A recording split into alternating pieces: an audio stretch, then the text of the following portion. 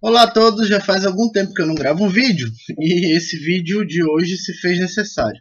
Tá? Aconteceram algumas coisas muito interessantes pelo mundo internet, principalmente no Facebook, e essas coisas afetaram diretamente a minha pessoa, tá? E isso é interessante. Primeiro, tudo começa com uma briga entre o seu Carlos Velasco, pessoa que eu não conheço, tá? Mas que acompanhei algumas coisas, as pessoas me repassaram algumas coisas, tá? Contra o professor Olavo de Carvalho. O Carlos Velasco acusa o professor Olavo de Carvalho de estar a serviço do arabismo, do sionismo, né? E principalmente de ser um agente americano, um agente provocador, né? Que tem por interesse a construção de uma guerra civil. Eu acho que isso é um pouco de loucura do Carlos Velasco, mas ele apresentou muitos documentos interessantes. Não sei se provas contundentes, mas interessantes, coisas que de deixar com a pulga atrás da orelha.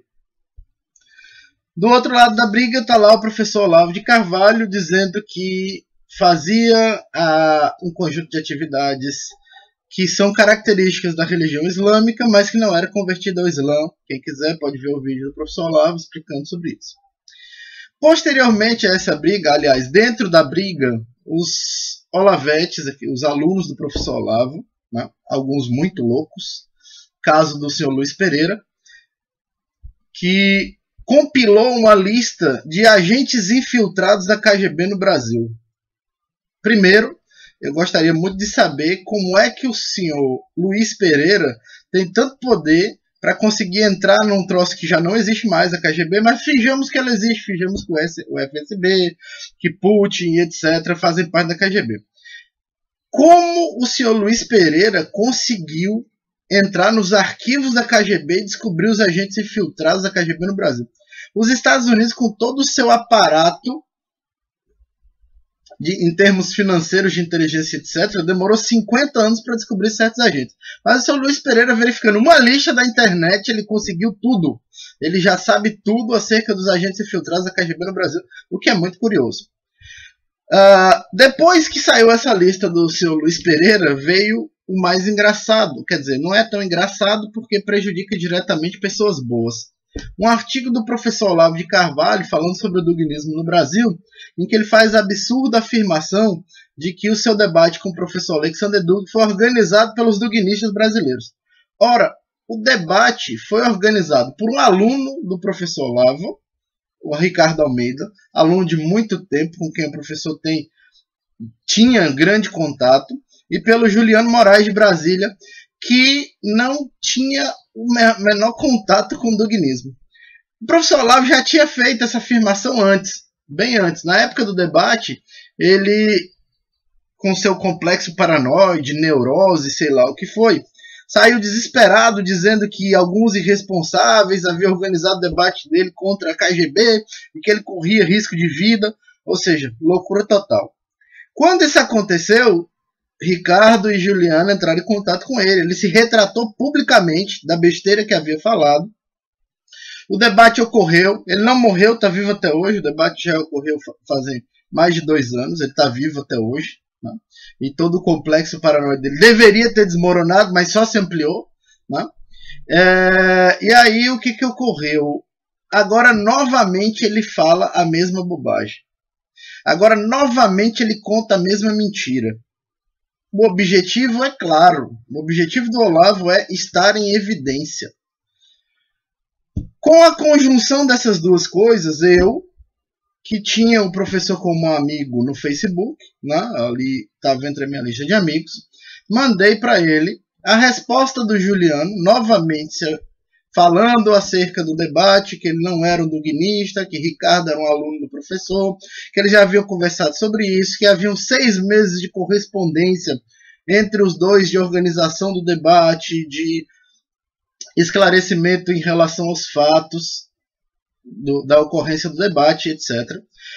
Olavo publicou uma desculpa, até sincera, que pareceu no primeiro momento, na sua página. Pouco depois, as Olavetes, como sempre, né, aquelas que são tem Olavetes muito boas, faço questão de ressalvar isso. Né? Também não tenho tanta restrição assim ao Olavo. Às vezes ele escreve coisas muito boas, coisas que eu replico na minha página.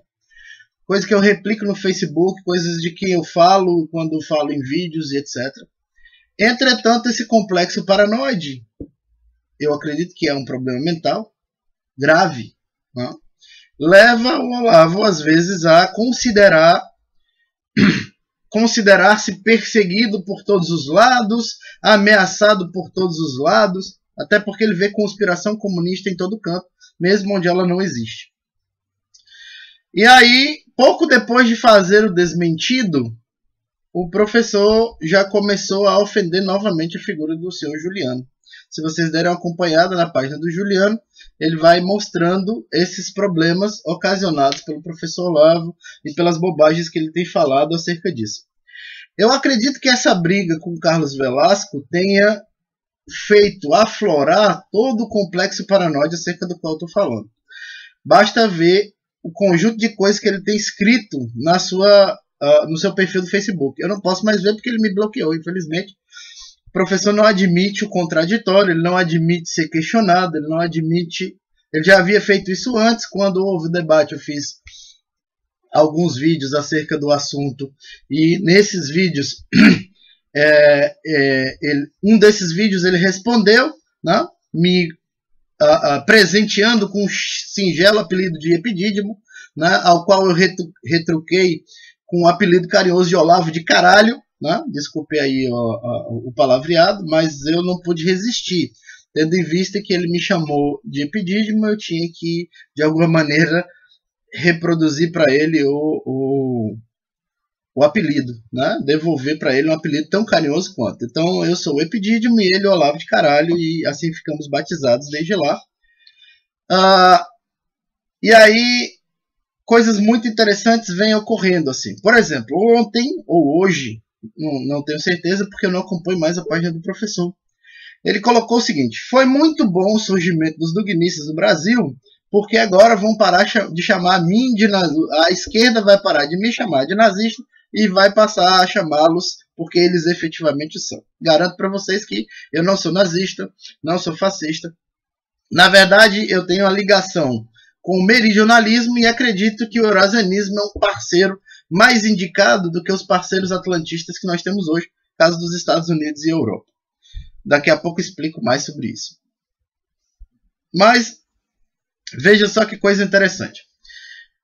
O curioso do Olavo dizer isso é que desde alguns dos seus primeiros livros até os dias de hoje, até o dia de ontem, quando ele fez essa afirmação, ele sempre disse que nazismo era de esquerda, que nazismo era o socialismo, que eram tudo a mesma coisa. Agora, curiosamente, já não é mais.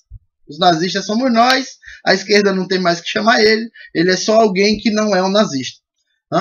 Isso é particularmente curioso, porque contraria aquilo que o Olavo disse até hoje. Aliás, ele é profissional em se contrariar. Se vocês observarem, quem tiver a curiosidade de ler o debate, vai perceber que a cada um dos posts no debate, o debate foi organizado de tal maneira que o professor Doug fazia uma introdução, o Olavo retrucava, e assim até o final. Né? A cada post, que demoravam de 15 a 30 dias para sair, o Olavo vinha com uma posição diferenciada.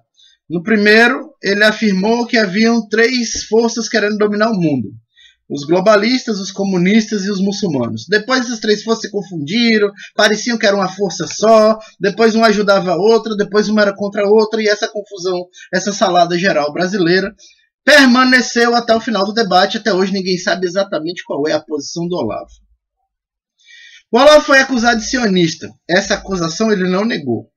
Pelo menos eu não vi ele negar. Até porque ele não tem como negar.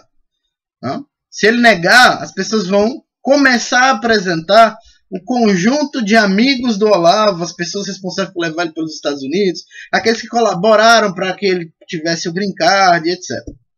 Ele negou a conjunção dele com o Islã.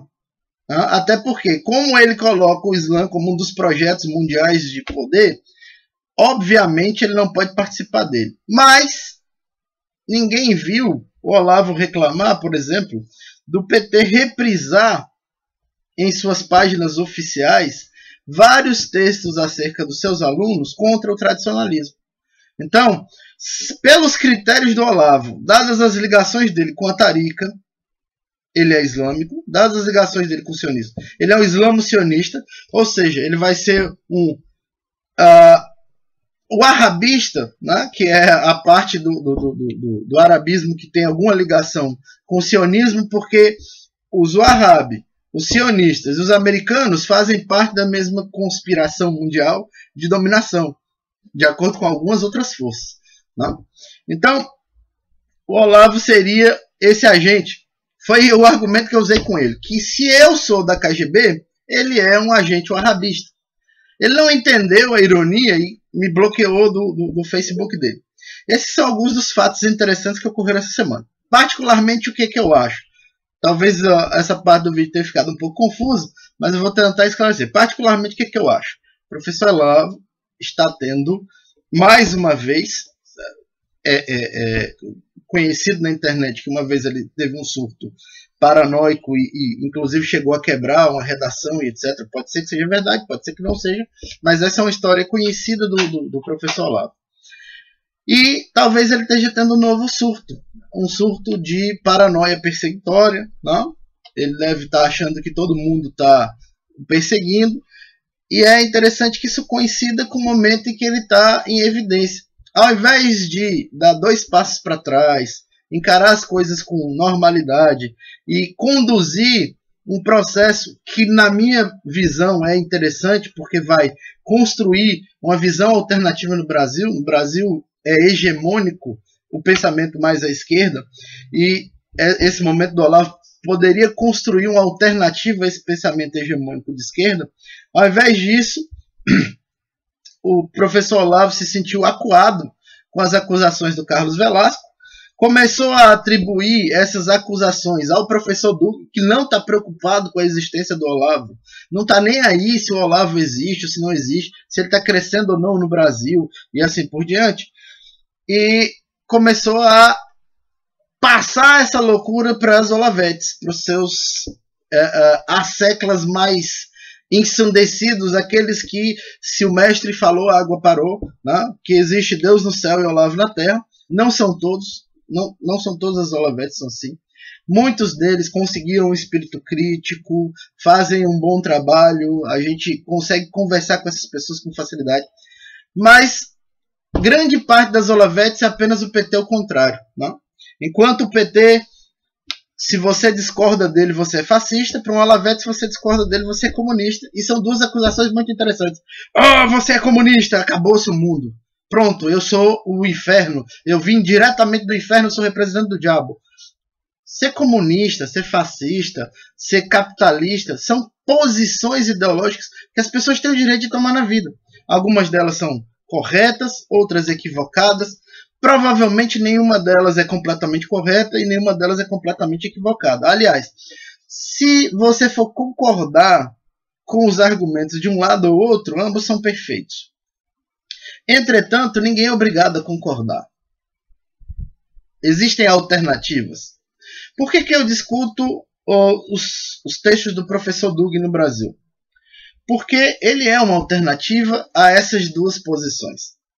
Nem de direita, nem de esquerda. Muito pelo contrário. Né? O que o professor Dug propõe é uma 4ª teoria política. Na visão dele, existem 3 teorias políticas que disputam ou disputaram em determinados momentos a hegemonia da mentalidade mundial. De um lado, o liberalismo. Do outro lado, o comunismo. E a terceira via ao comunismo e ao liberalismo seria o fascismo. Para o professor Dugin, esses 3 projetos são projetos vencidos, atrasados, projetos que não fazem mais parte do imaginário, da mentalidade, não cabem mais no mundo atual. Entretanto, esses projetos possuem aspectos interessantes que são os aspectos que são considerados pelo professor Dugin como aspectos tradicionais. A junção desses aspectos tradicionais num novo projeto, numa nova teoria política, fundaria a 4ª teoria política, em que o sujeito não seria mais o indivíduo do liberalismo, a classe do comunismo, ou o Estado, no caso do fascismo, a raça, no caso do nazismo, etc. Mas seria um outro sujeito, um sujeito que é o sujeito em potencial, aquele sujeito em transformação. O professor Dugin vai chamar isso de Dasein, se aproveitando de um conceito de Heidegger. Entretanto, o Dasein de Dugin não é o Dasein de Heidegger. Ele apenas se aproveita do referencial teórico para a construção de um sujeito próprio. Eu vou falar, inclusive, sobre isso agora no dia 21, lá na Livraria Saraiva, em Recife. Quem estiver em Recife, compareça lá. Vai ser interessante, vai ser bastante interessante se nós tivermos um bom debate acerca desse assunto. Eu acho que esse vídeo já está ficando longo, mas os esclarecimentos são mais ou menos esses. Tá? A posição do Olavo é, como sempre, ambígua. Ninguém sabe exatamente o que ele defende. Me parece, como parece ao Carlos Velasco, que num determinado momento ele vai começar a defender uma invasão do EUA no Brasil, né? Quando ele achar que o PT e os comunistas e os dugnistas e os islâmicos conseguiram dominar o Brasil, ele vai defender a invasão brasileira pelos americanos. Mas até lá, ninguém sabe o que diabos o Olavo defende, no fim das contas. Ninguém sabe nem mesmo se o Olavo é católico, se ele é judeu, se ele é islâmico, ou se é possível ser todas as coisas ao mesmo tempo, como me parece que ele já tenha dito há algum tempo atrás, que alguém que segue o perennialismo, na verdade, segue todas as religiões ao mesmo tempo. Não acreditem nisso, isso é uma grande bobagem. Não, não acreditem também na maior parte das coisas que o Olavo fala sobre o perennialismo. Até porque a base da filosofia do Olavo é o perennialismo. A base da filosofia desenvolvida por ele, e que ele disse é uma filosofia original, uma filosofia da consciência individual, é toda guénoniana ou schuoniana, em menor escala, evoliana. Por falar em evoliano, aproveito para convidar todos para o encontro evoliano que vai acontecer em São Paulo, em setembro, dos dias 10 a 12, nos quais nós teremos a presença do professor Dugin e do nosso amigo francês Alain Soral. Né? Todos aqueles que estejam interessados em conhecer com mais profundidade o professor Alexander Dugin, o professor Alain Soral, eles estarão aqui no Brasil, no Encontro Evoliano, que contará com vários outros palestrantes, inclusive o inimigo mortal do professor Olavo, o docilíssimo, pessoa muito boa, amiguíssimo, Matheus Soares de Azevedo. Além desses virão Daniel Day, lá da Espanha, que é o autor do blog Europa Soberana, e muitos outros. Não deixem de comparecer ao Encontro Evoliano, 10 a 2 de setembro. Você encontra mais informações no encontronacionalevoliano.com.br ou no meu perfil do Facebook. Os links estarão aqui embaixo no vídeo. Né? Dê aí um gostei, quem gostou dê um gostei aqui no vídeo. E se inscreva no meu canal, muitos vídeos virão por aí, muita briga ainda vai rolar e muitas coisas interessantes ainda acontecerão. Valeu, galera, até mais. Se esse vídeo tiver ficado muito confuso, comentem, nós faremos outros para ir sanando as dúvidas a partir dos comentários. Valeu!